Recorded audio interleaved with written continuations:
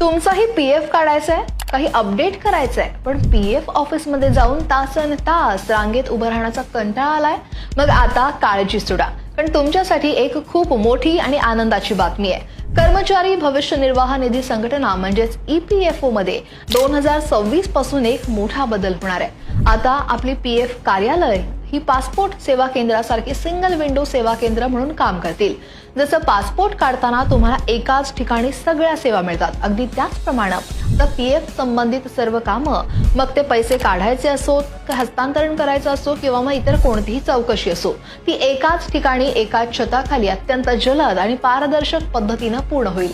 आणि त्यामुळे लांबच लांब रांगा, कागदपत्रांचा घोळ आणि अनेक ठिकाणी चक्रा मारण्याची कटकट ही पूर्णपणे संपणार आहे. ही नवीन प्रणाली कर्मचाऱ्यांना अधिक सुविधा आणि वेगवान सेवा देण्यासाठी तयार केली जाते. म्हणजेच तुमचा वेळ वाचणार आहे आणि कामं ही अधिक सोपी होणार आहेत.